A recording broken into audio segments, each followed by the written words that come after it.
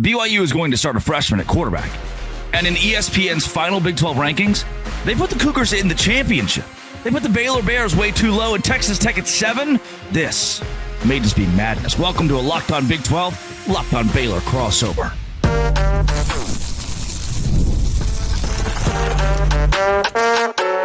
You are Locked On Big 12, your daily podcast on the Big 12 Conference. Part of the Locked On Podcast Network, your team every day.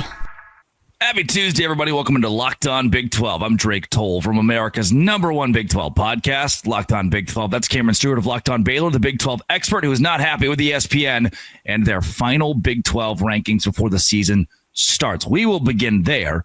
Then, Ireland this weekend. We've got football in the Big 12 this week, but it's not the most important game of the season for our conference. How? Why? It's Cam's statement. He'll back it up. We'll finish with ESPN is about to give the Big 12 millions of dollars to do this red zone deal. We're going to get further rich. All of the Fox Sports affiliated schools will get further rich because ESPN has to buy the rights. That is good for us. If you hit subscribe, we get to keep our jobs. By the way, I am hosting a show with Gary Patterson this fall. I don't know if you knew that. Baylor legend, Gary Patterson? Correct. It's a childhood dream fulfilled of mine. I know Baylor fans are going to love to hear that. But here coming up, Josh Hawley, Gary Patterson will all be hosting a college football show through Locked On and Amazon streaming soon. I can't wait for a little GP action every week. That's unbelievable. This is going to be a good one for the Baylor crowd. Awesome. The Baylor crowd that's really upset with me for not loving Baylor enough is really going to chomp at the bit on this one. They're gonna eat this up. I really do think this will be measured, level, Chris level. I don't think there will be any situation where you and Gary Patterson are talking about TCU in the same studio. I doubt it. This is great. #1 Kansas State for ESPN this year, which I get, by the way. I'm fine with it. It's not my #1. I see the logic. For sure. It's not mine. I said last week or yesterday now, Texas Tech, BYU are my top 2. I've got a good hodgepodge like Baylor, Arizona State, Utah, Kansas State in there. I like Kansas State. Not flipping out about that. BYU at 2 for ESPN.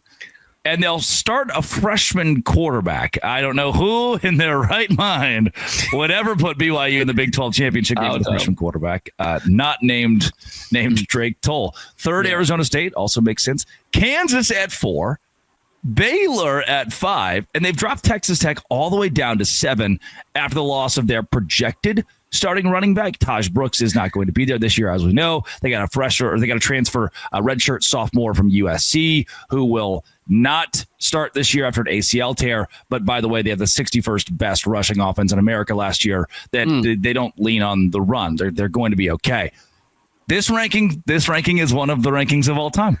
It's definitely one of them. And I saw this, and this came out like right after, right during basically the Joyner news, the Quentin Joyner news. And I was like, maybe they were just ahead of this. I think it was actually right before the Quentin Joyner news. And I was like, maybe they just knew. Maybe they were just on the inside and they knew that Quentin Joyner was going to be out for the season and that was going to drop Tech big time.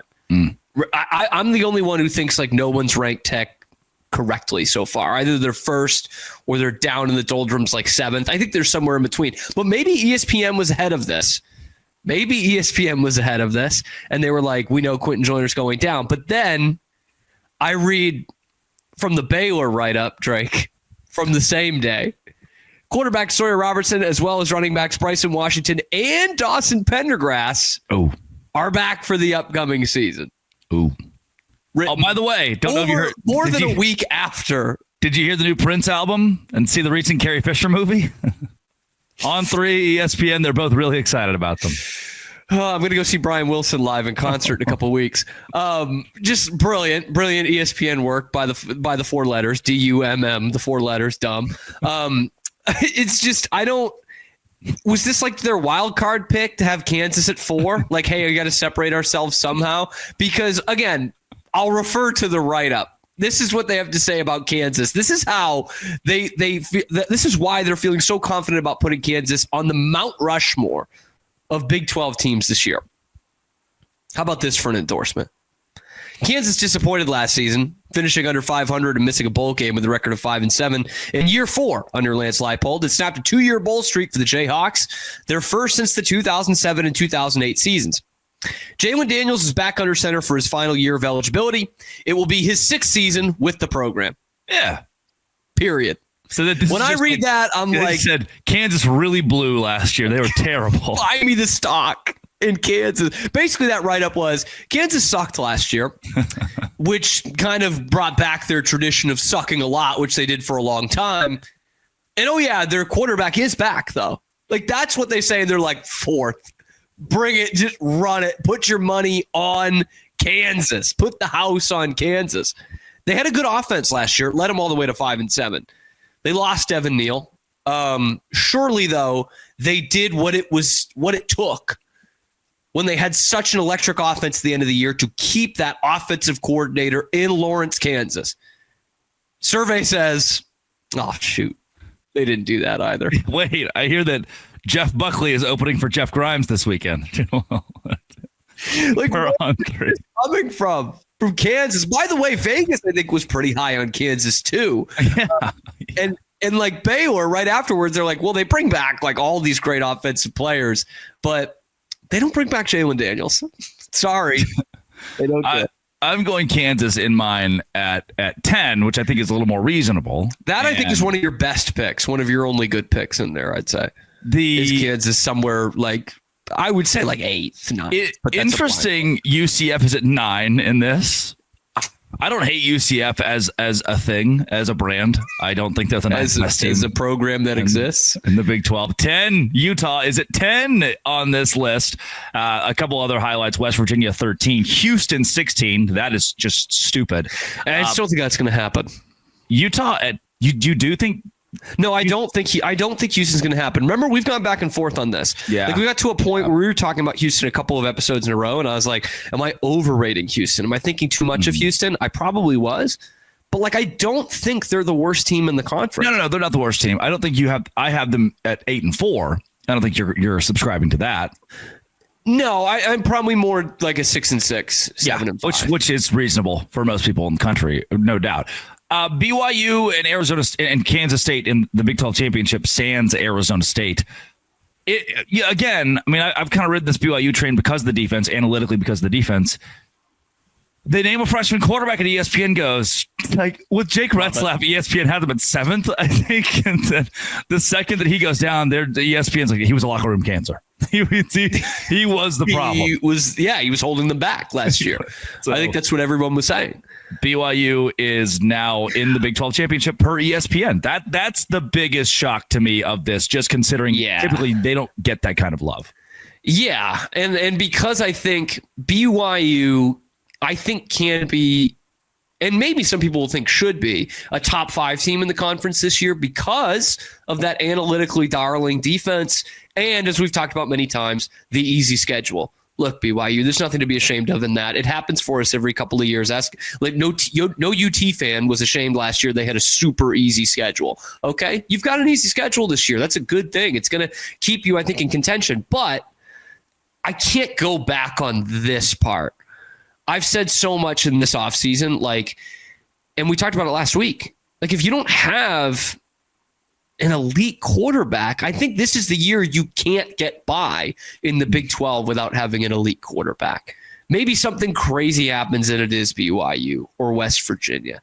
But I do think, of all the years, this is not 2021 when it was Gary Bohannon versus Spencer Sanders in the Big 12 championship game. I don't think it's the year that an Alan Bowman takes a team to the Big 12 championship game. I think you got to have the quarterback. BYU has almost everything else, but they don't have the quarterback. Their rush offense last year 68th, their pass offense 60th nationally per pick six previews. Their defense 18th scoring defense, 33rd rush defense, 20th pass defense. That's where it was. If you combine those two, they were 15th in the country on the defensive side of the ball. That's where I think the bet is going to be made. Coming up, Ireland, punt it. Don't even watch it, says Cameron Stewart. Locked on Big 12, locked on Baylor.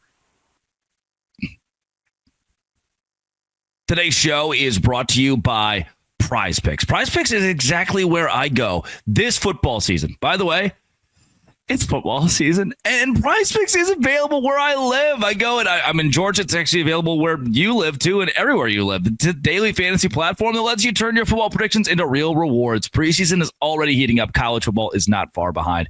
Whether you got your eye on the big-name quarterbacks or breakout running backs, Prize Picks makes it easy to get in on the game. Joe Burrow, Saquon Barkley, Josh Allen, Aaron Rodgers. You can have all of the thoughts you want on the college football season, but have like actual stuff in play with Prize Picks. The flex play option is a total game changer. Even when one of your picks misses, you still can double your money. Download the Prize Picks apps today. Use code LOCKEDONCollege. Get $50 in lineups after you play your first $5 lineup. That's code LOCKEDONCollege. Get $50 in lineups after you play your first $5 lineup. That's with Prize Picks. With Prize Picks, you run your game. Today's show is brought to you by Drip Drop.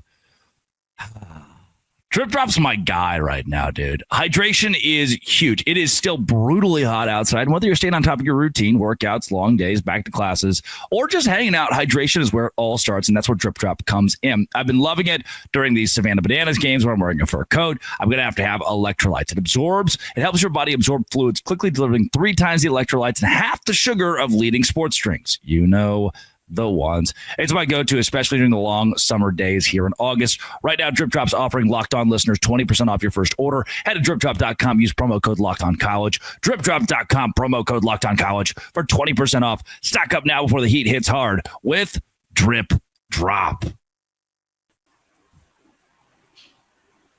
Drip Drop. Cameron Stewart, Locked On Baylor. Oh, yeah. You texted me something today that was appropriate for the air, which is like a third of the things that I get from you. And it's that Ireland, Kansas State, Iowa State, which I have said is maybe the most important game in the Big 12 this season, is not the most important game in the Big 12 this season. So I wrote you back and said, what is the perfect game in the Big 12 this season? And you, being the Baylor guy, may be onto something here. Before I completely turn it over to you, it is Auburn, SMU, Arizona State. 3 of the first 4 games Baylor gets in 2025. Auburn, SMU, Arizona State. It is not that unfathomable for them to go 1-3. Not that unfathomable for them to go 4-0. That Arizona State game being at home. It's very possible. You think Auburn and Baylor is the most important Big 12 game in 2025, period. Why? Yeah. By the way, tip of the cap to Farmageddon in Ireland. I think that's fantastic. It's great for week 0. Great for the Big 12 in that sense. But like August 30th, Saturday, August 30th is going to be one of the great college football Saturdays of recent memory. It's just going to be awesome from top to bottom. Of course, highlighted by a Big 10 SEC matchup. But August 29th, your hors d'oeuvres, the night before, the appetizer is going to be extremely entertaining. And that is Baylor versus Auburn. Now, it's not the only Big 12 SEC matchup this year. We've got, an old rivalry coming back, Kansas and Missouri. We've got Arizona State, the defending champs, taking on Mississippi State and their awesome and deep coaching staff they've got at Mississippi State. That's an FCS school, by the way. That's FCS, Mississippi State. We got to highlight that matchup. Auburn versus Baylor, though, is like the trendsetter, the tone setter for the entire season, because it's the only one where you look at it where there's a Big 12 team that could legitimately beat an interesting SEC team. I don't think anybody's picking Auburn to win the SEC, but I do see a ceiling where Auburn is a pretty good team this year under Hugh Freeze in the SEC. And like, if Arizona State beats FCS Mississippi State, all SEC fans are going to say, oh, great, you beat our last place team. If Kansas beats Missouri, SEC fans will say, that team's barely in our conference. Auburn, one of the foundational pieces of the SEC. And all I see, these fans in the comment section, oh, Baylor did this and Baylor did that and Baylor did this that was good, but it was against the Big 12. That wouldn't fly in the SEC. Oh, 8-4, 6-game winning streak, you'd be 3-9 in the SEC. Baylor can prove a lot of things, not just for themselves and their fans, but for this conference when they take on Auburn. Okay, again, Arizona State beats Mississippi State. Who cares?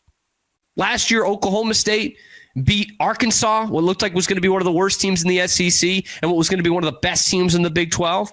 At the time, nobody cared until we found out that Oklahoma State was actually the worst team in the Big 12 and they beat an SEC team. But besides that, this is the only game on the schedule in the first 3 weeks of the season for the Big 12 that they can have a team really go out there and prove a point.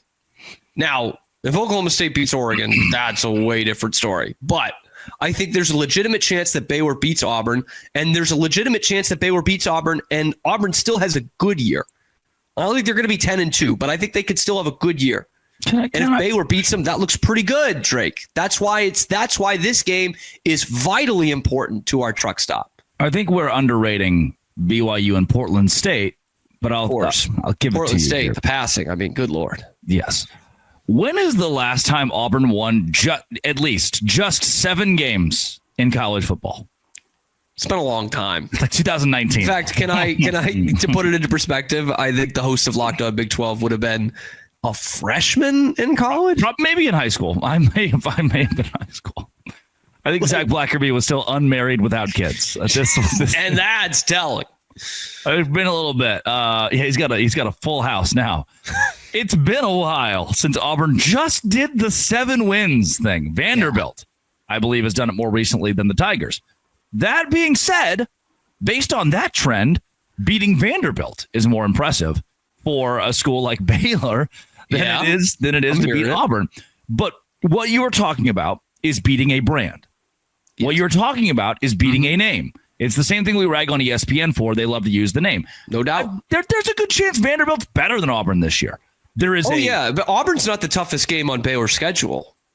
Not by a long shot. I agree. I can almost tough, but I can almost guarantee you that Georgia Tech is better than Auburn, and Georgia Tech Colorado is a massive opportunity for the Big 12 to win a game.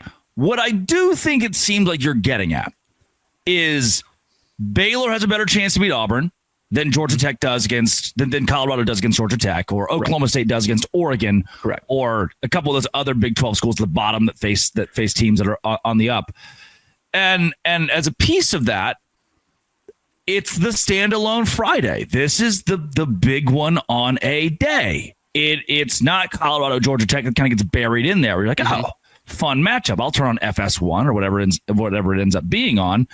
This is a game where America where Josh Pate and JD Piquel talk about it for 3 minutes. And when the Big 12 gets a game on those shows for 3 minutes, that's when you know it's big. That's huge. That's huge. And it's something that people would remember because of that, because the nation will be watching.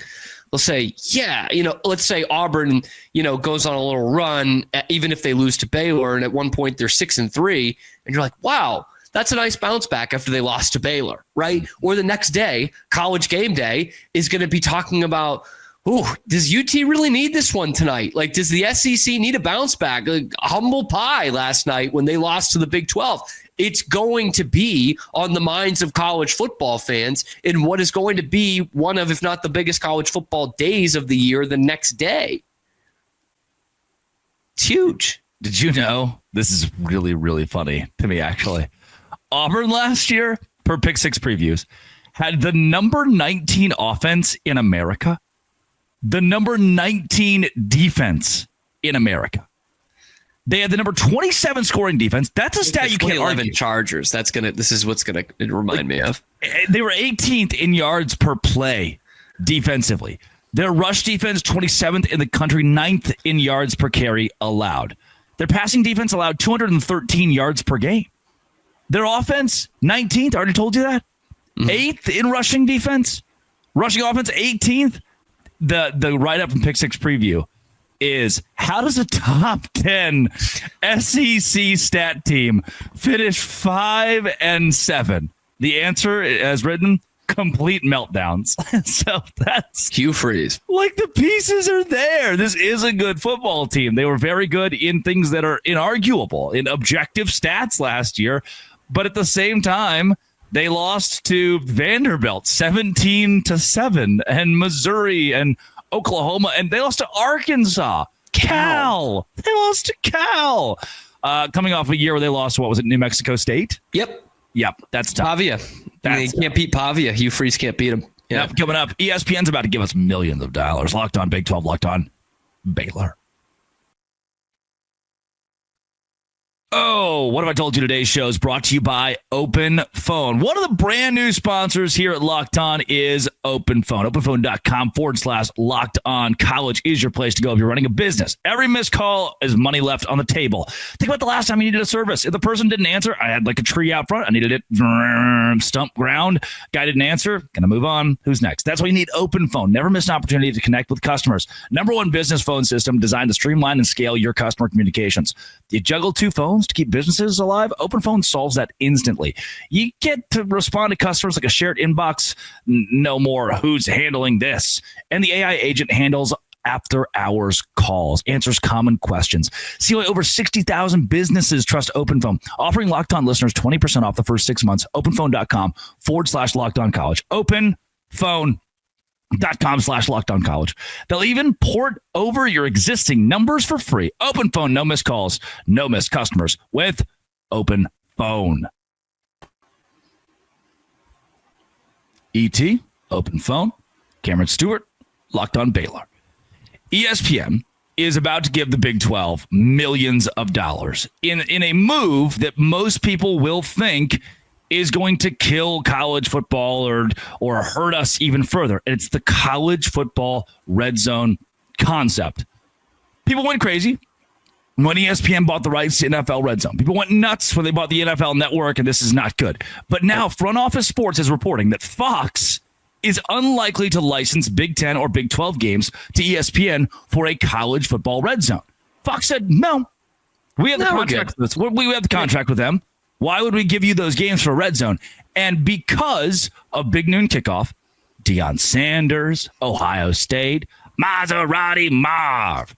Because of that, the amount of large games that are on Fox, ESPN cannot do a college football red zone with just its coverage. So deduce what you will from this. What I'm picking up is the Big 12 is about to get paid because the only way ESPN can go through with what could be a really good idea. I love the bases loaded. I love March Madness coverage where I can see multiple games at once. I love NFL Red Zone. This could be a spectacular idea. ESPN's going to have to give the Big 12 millions more dollars, and honestly the Big 10 too, to be able to go through with this. They wouldn't have to pay the SEC anything. They already own those. They already got it. Yep. They already have that. The Big 12 is about to get paid. I already talked about how they're rich with the streaming platform they picked up by having Peacock. This is going to compound even better. Everybody's eating in our conference on this. You know, I don't know how many times UCF or Houston's going to be on these games, these big Fox games or Turner games that the Big 12 has, but all of us are going to be eating, man. I don't know. Is ESPN in deep talks with the CW at this point? I'm not sure. I'm not sure how the ACC gets in this party. CW, Superman and Lois. Classic. Who do you know here? Kind of thing. But Superman's about to kiss Lois. We're gonna throw it live to the CW right now, where Lucas Scott is setting up for the win in the state championship game for the Tree Hill Ravens. I think that would be great. But this is all I could think of was the Adam Sandler Uncut Gems meme. This is how I win. Yeah, this is how I win, man. Like it's not something that Brett Yormark could have forecasted necessarily. That hey, you know, in 2 years ESPN's going to try and do this red zone thing for college football because they bought the rights to the NFL one. I don't think he can do that, but you got to have that thought when you're putting together a lucrative contract with someone like a Fox of like, hey, here's all the benefits that Fox can give me. And if for some reason this gets any bigger in any way, we're going to have more money. But to your ultimate point is this is money that the Big 10 will get, but this is money that the Big 12 will get that the SEC will not. They'll make some extra money off the revenue of that, but the Big 12 will get a double hit on that. They'll get the rights money and the revenue that comes from that show. inadvertently brilliant from our conference. This is huge for our conference in a game that is just totally driven by money now, more than it ever has been, and it always has been. This is a way for the Big 12 to make money and the SEC to not. That's a huge dub for us. Daryl from Ardmore, who we shouted out last week, I'm pretty sure. He's listening to this. I don't know why he's still got us on and going, didn't you just say more money don't matter because I don't see none of that in my pocket? And that's the same conversation that Adam from Whitney is saying. He's the big Texas A&M fan. Those are the schools that left the Big 12, Oklahoma, Texas A&M, and they did that to get more money, $20 million more per year. I'm not excited about this money because I'm going to make any of it. Right. I'm excited that it's evening the playing field. If you're sitting at number one and touting the dollars you don't get, that's stupid. If you're sitting at number three and now you're chasing number one, that's something I can get behind because it's closing the gap in college football and helping us. That's why I think this revenue is going to matter. Yeah, and specifically to use those teams, OU, A&M, UT, it's like, well, now, you know, for the exception of UT, let's focus on OU and A&M because UT was in the SEC championship game last year. It's like you guys are sacrificing championships. It literally, in the case of OU, you stopped winning championships. Yes. Just to have a little bit extra money. Not like OU and UT and A&M were starving for cash. Like that's not what this was. They got a little bit more money to be in the SEC, to give up those rivalries, to give up those championships, to give up that regional dominance, to do that, to each their own. But now you see what you could have had if you're Oklahoma. You're like, damn, man, I could be making the college football playoff right now, going 11-1 in the Big 12. A&M probably has thought that the last 10 years, the talent they've had in the building. They can't get a coach who knows their butt from their armpit in the Jimbo Fisher era, but they could have been like, oh, man, could have been 10-2 in the Big 12. We could have been there. And instead you got, $20 million extra dollars. Congrats. When you get wrapped up in a major cheating scandal and the NCAA reveals that you just cheated and lied all the way to a national championship, you'll be able to pay off the fine because you have $20 million extra dollars. That was a Michigan reference, Drake. You guys will be fine. But now here's the Big 12 stable, making pretty good money, making money that, again, the SEC won't make off this deal.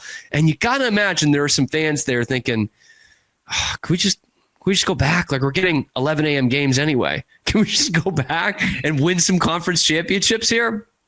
I have to imagine at least some OU fans are thinking that at this point. I would hope. And this is not even that I hate OU. I was talking to a Big 12 fan recently who said, man, I just hate OU so much more than Texas. Their fan base just drove me up a wall every year. I thought, wow, I think that's an unpopular opinion. Different from my experience. I don't disrespect that, but I always liked interacting mostly with OU fans because they knew they were good and they were just, there's something about dominance where you're just like, yeah, hand up the Tom Brady deal. People are like, oh, Patriot fans are so, no, dude, when you're number one, when you just roll over everyone, why not be polite and just be like, yeah, dude, we're the best and you can't argue it. There's something. Yeah, I hated Oklahoma because we never beat them. Yeah, it was not the same for Texas. Yeah, for Texas, not the same. It's like, hey, you are screaming at me that you're good, and you're not. There are metrics to prove to me that you aren't. And even when Oklahoma would slip up to Kansas State, you'd be like, okay, they still won the Big 12 championship and went to the college football playoff. So I don't hate Oklahoma fans. I just want you to understand you are becoming Texas fans. Yeah. By screaming at us that, oh, we're making money now. Oh, look at the poors over there. Look at the poor. You wish you were us. You may not make the playoff for the next 10 years. And you probably would have made the playoff 7 of those 10 years in the Big 12. Oh, well, you're just admitting the Big 12 is not as good as the SEC. Yes, it's not. We know that right now. It can be in 10 or 15 years, but it's not. I'm just saying your viewership experience is worse because you wanted some people who are faceless and nameless to you to make more money. And that money obviously is not going to improving Gaylord family because that's stadium. Or your roster, by the way. Yeah. It's not like Oklahoma's been red hot on the recruiting trail or the portal. Whoa, hey. They they got DeQuan Finn at quarterback this year. That's kind of they got the Pac-12's best at quarterback this year. You know who should think about a Big 12 switch? I'm thinking about a team that I've heard a lot over the last few weeks how good they would be in the Big 12 and how they're going to route a Big 12 team. This is also a team that has not won 7 games since 2019. Should Auburn take a look at joining the Big 12? Tomorrow on Locked On Big 12. As bad as they say it is. Tomorrow on Locked On Big 12. I'm just saying. That's actually not bad. I don't hate that actually at all. Welcome to the show, boys. It's Cameron Stewart of Locked On Baylor at Real Cam Stewart on the Twitter app. Thank you for making our shows your first listen every single day. This has been and always will be Locked On. Thanks again for making our shows your first listen every single day. A crossover with Baylor and Dose Grande.